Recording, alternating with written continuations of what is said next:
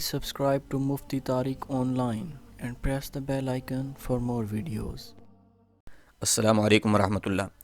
سامعین، واقعہ معراج اللہ کی قدرت کی نشانیوں میں سے ایک نشانی ہے جو چشم زدن میں بظاہر رونما ہوا، لیکن حقیقت میں اس میں کتنا وقت لگا یہ اللہ اور اس کے رسول مکرم صلی اللہ علیہ وآلہ وسلم ہی بہتر جانتے ہیں۔ اللہ کریم نے اس واقعہ میں اپنے محبوب پیغمبر صلی اللہ علیہ وآلہ وسلم کو اپنی قدرت کاملہ کا مشاہدہ کروایا۔ واقعہ معراج اعلان نبوت کے 12ویں اور مدینہ منورہ کی طرف ہجرت سے 1 سال قبل مکہ میں پیش آیا۔ ماہ رجب کی 27ویں رات ہے۔ اللہ فرشتوں سے فرماتا ہے، اے فرشتوں، آج کی رات میری تسبیح بیان کرنا چھوڑ دو، میری حمد و تقدیس کرنا بند کر دو، آج کی رات میری اطاعت و بندگی چھوڑ دو، آج کی رات جنت الفردوس کو لباس اور زیور سے آراستہ کر دو، میری فرما برداری کا کلاه سر پر باندھ لو۔ اے جبرائیل، میرا یہ پیغام میکائیل کو سنا دو کہ رزق کا پیمانہ تھوڑی دیر کے لیے علیحدہ کر دے۔ اسرافیل سے کہہ دو کہ وہ صور کو کچھ دیر کے لیے موقوف کر دے۔ اسرائیل سے کہہ دو کہ وہ روحوں کو قبض کرنے سے ہاتھ اٹھا لے۔ رضوان سے کہہ دو کہ وہ جنت الفردوس کی درجہ بندی کرے۔ مالک سے کہہ دو کہ دوزخ کو تالا لگا دے۔ خلد بری کی روحوں سے کہہ دو کہ آراستہ و پیراستہ ہو جائیں اور جنت کے محلوں کی چھتوں پر صف بستہ کھڑے ہو جائیں، اور جنت کے جو محل ہیں ان کی چھتوں پر اس طرح سے کھڑے ہو جائیں کہ یوں معلوم ہو کہ صف بستہ کھڑے ہیں۔ مشرق سے مغرب تک جس قدر قبریں ہیں تو ان سے عذاب ختم کر دو۔ آج کی رات شب معراج میرے محبوب مکرم صلی اللہ علیہ وآلہ وسلم کے استقبال کے لیے تیار ہو جاؤ۔ سامعین، آج ہم آپ کے سامنے واقع معراج قرآن و حدیث اور سیرت نبوی صلی اللہ علیہ وآلہ وسلم کی روشنی میں پیش کر رہے ہیں۔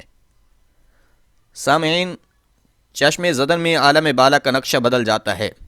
حکم ربی ہوا، اے جبرائیل، اپنے ساتھ 70,000 فرشتے لے جاؤ۔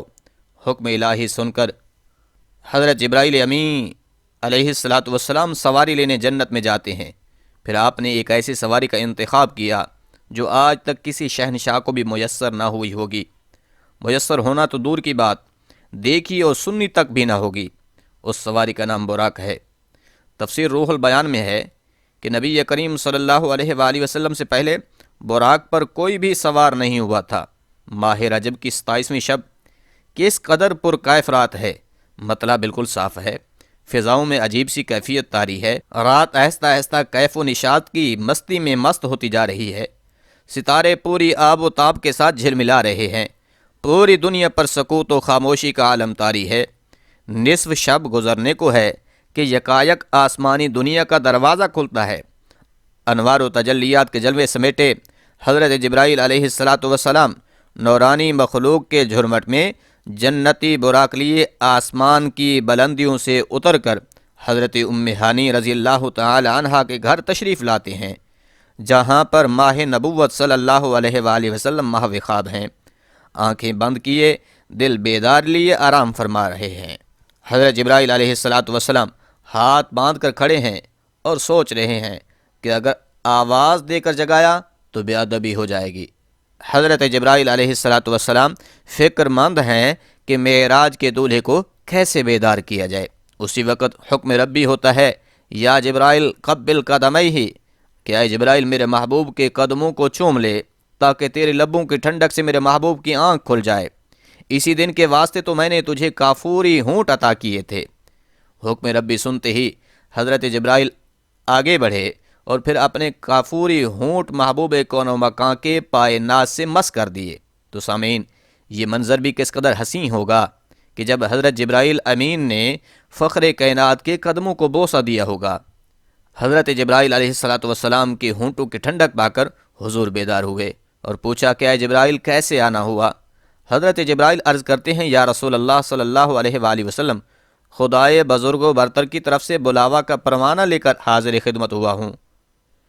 ان اللہ اشتاق الی لقائک یا رسول اللہ، یا رسول اللہ صلی اللہ علیہ وآلہ وسلم، اللہ کریم آپ کی ملاقات کا مشتاق ہے۔ اے آقا تشریف لے چلیے۔ زمین سے لے کر آسمان تک ساری گزرگاہوں پر مشتاقان دید کا ہجوم ہاتھ باندھے کھڑا ہے۔ چنانچہ آپ کریم صلی اللہ علیہ وآلہ وسلم نے سفر کی تیاری شروع فرمائی۔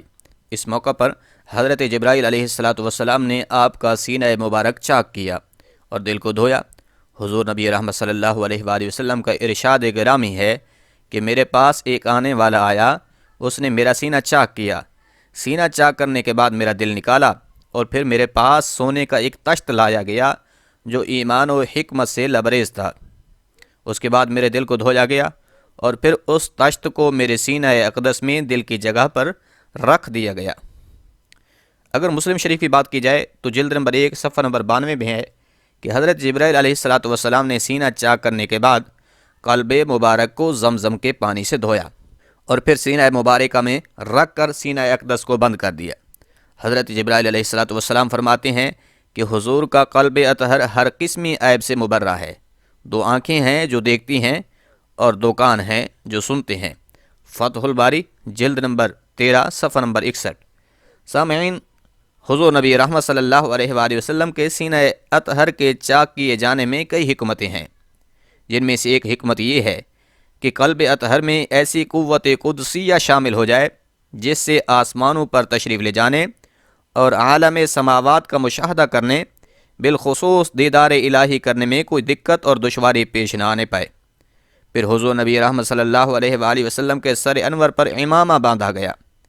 علامہ کاشفی رحمۃ اللہ تعالی علیہ فرماتے ہیں کہ شب معراج حضور نبی رحمت صلی اللہ علیہ وآلہ وسلم کو جو امامہ شریف پہنایا گیا، وہ امامہ مبارک حضرت آدم علیہ السلام کی پیدائش سے 70,000 سال پہلے کا تیار کیا ہوا تھا۔ 40,000 ملائکہ اس کی تعظیم و تکریم کے لیے اس کے ارد گرد کھڑے رہا کرتے تھے۔ حضرت جبرائیل علیہ السلام نے سرور کونین صلی اللہ علیہ وآلہ وسلم کو نور کی ایک چادر پہنائی، زمرد کی نالین مبارک پاؤں میں زیب تن کروائی، یاقوت کا کمر باندھا۔ معراج النبوہ صفحہ نمبر 606 پر یہ بات لکھی ہوئی ہے کہ حضور نبی رحمت صلی اللہ علیہ وآلہ وسلم نے براق کا حلیہ بیان کرتے ہوئے ارشاد فرمایا کہ اس کا سینہ یاقوت کی مانند چمک رہا تھا، اس کی پشت پر بجلی کوندتی تھی، ٹانگیں سبز زمرد، دم مرجان، سر اور گردن یاقوت کی بنی ہوئی تھی، بہشتی زین اس پر کسی ہوئی تھی جس کے ساتھ سرخ یاقوت کے 2 رکاب آویزاں تھے۔ اس کی پیشانی پر لا الہ الا اللہ محمد الرسول اللہ لکھا ہوا تھا۔ چند لمحوں کے بعد وہ وقت بھی آ گیا کہ سرور کونین صلی اللہ علیہ وآلہ وسلم براق پر تشریف فرما ہو گئے۔ حضرت جبرائیل علیہ السلام نے رکاب تھام لی، حضرت میکائیل نے لگام پکڑی، حضرت اسرافیل نے زین کو سنبھالا۔ امام کاشفی رحمۃ اللہ تعالی علیہ فرماتے ہیں کہ معراج کی رات 80,000 فرشتے حضور کے دائیں طرف اور 80,000 فرشتے بائیں طرف موجود تھے۔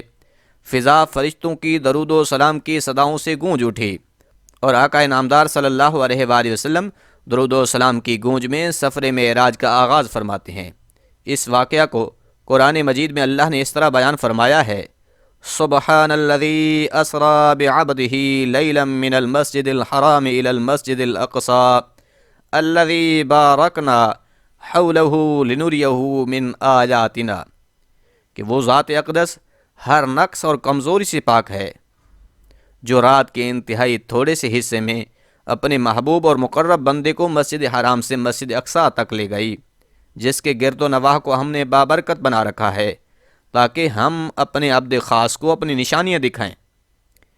آپ کریم صلی اللہ علیہ وآلہ وسلم نہایت شان و شوکت سے ملائکہ کے جھرمٹ میں مسجد حرام سے مسجد اقصی کی طرف روانہ ہوتے ہیں۔ تو سامعین، وہ گھڑی بھی کتنی دل نواز تھی کہ جب مکان سے لا مکان تک نور ہی نور پھیلا ہوا تھا۔ نوریوں کی یہ نوری بارات فلک بوس پہاڑیوں، بے آب و گیاہ ریگستانوں، گھنے جنگلوں، چٹیل میدانوں، سر سبز و شاداب وادیوں، پرخطر ویرانوں پر سے سفر کرتی ہوئی وادی بطحا میں پہنچتی ہے، جہاں کھجور کے بے شمار درخت ہیں۔ حضرت جبرائیل علیہ السلام عرض کرتے ہیں کہ حضور، یہاں اتر کر 2 رکعت نفل ادا کیجیے، یہ آپ کی ہجرت گاہ مدینہ طیبہ ہے۔ نفل کی ادائیگی کے بعد پھر سفر شروع ہوتا ہے۔ راستے میں یہ سرخ ٹیلا آتا ہے جہاں حضرت موسیٰ علیہ السلام کا مزار پر انوار ہے۔ حضور نبی رحمت صلی اللہ علیہ وآلہ وسلم اس موقع پر ارشاد فرماتے ہیں کہ معراج کی رات میں سرخ ٹیلے پر سے گزرا تو میں نے دیکھا کہ وہاں حضرت موسیٰ علیہ السلام کا مزار ہے اور وہ اپنے مزار میں کھڑے ہو کر نماز پڑھ رہے ہیں۔ پھر دیکھتے ہی دیکھتے بیت المقدس بھی آ گیا، جہاں قدسیوں کا جم غفیر سلامی کے لیے موجود ہے، حور و غلماں خوش آمدید کہنے کے لیے، اور تقریباً 1,24,000 انبیاء کرام و مرسلین اعظام بھی استقبال کے لیے بے چین و بے قرار کھڑے تھے۔ حضور اس مقام پر تشریف فرما ہوئے جسے باب محمد کہا جاتا ہے۔ حضرت جبرائیل علیہ السلام ایک پتھر کے پاس آئے جو اس جگہ پر موجود تھا۔ حضرت جبرائیل علیہ السلام نے اس پتھر میں انگلی مار کر سوراخ کر دیا اور براق کو اس کے ساتھ باندھ دیا۔ آفتاب نبوت صلی اللہ علیہ وآلہ وسلم مسجد اقصی میں داخل ہوتے ہیں۔ صحن حرم سے فلک تک نور ہی نور چھایا ہوا ہے، ستارے ماند پڑ چکے ہیں، قدسی سلامی دے رہے ہیں۔ حضرت جبرائیل علیہ السلام آذان پڑھ رہے ہیں۔ تمام انبیاء و رسول صف در صف کھڑے ہو رہے ہیں۔ جب صفیں بن چکیں تو امام الانبیاء فخر دو جہاں صلی اللہ علیہ وآلہ وسلم امامت فرمانے تشریف لاتے ہیں۔ تمام انبیاء و رسول امام الانبیاء صلی اللہ علیہ وآلہ وسلم کی اقتداء میں 2 رکعت نماز ادا کر کے اپنی نیاز مندی کا اعلان کرتے ہیں۔ ملائکہ و انبیاء سب کے سب سر تسلیم خم کیے ہوئے کھڑے ہیں۔ بیت المقدس نے آج تک ایسا دل نواز منظر اور روح پرور سما نہیں دیکھا تھا۔ وہاں سے عظمت و رفعت کے پرچم پھر سے بلند ہونا شروع ہوتے ہیں۔ درود و سلام سے فضا ایک مرتبہ پھر گونج اٹھتی ہے۔ سرور کونین صلی اللہ علیہ وآلہ وسلم نوری مخلوق کے جھرمٹ میں آسمان کی طرف روانہ ہوتے ہیں۔ یہاں سے پھر وہ واقعہ معراج شروع ہوتا ہے، یہاں سے پھر وہ معاملہ شروع ہوتا ہے۔ حضور فرماتے ہیں پھر مجھے اوپر لے جایا گیا، مسجد اقصی سے آسمان اول تک کا سفر نور کی سیڑھی کے ذریعے طے کرایا گیا، اور آسمان اول سے سدرۃ المنتہا تک حضرت جبرائیل کے پروں پر سفر کیا، اور پھر سدرۃ المنتہا سے لامکان تک کا جو سفر ہے اس کی کیفیت یا سفر کرنے والا جانتا ہے یا پھر سفر کرانے والا، کسی تیسری ذات کو کوئی خبر تک بھی نہیں ہے۔ اور وہاں کیا راز و نیاز کی باتیں محب و محبوب کے درمیان ہوئیں، انہیں بھی یا خدا جانتا ہے یا پھر مصطفیٰ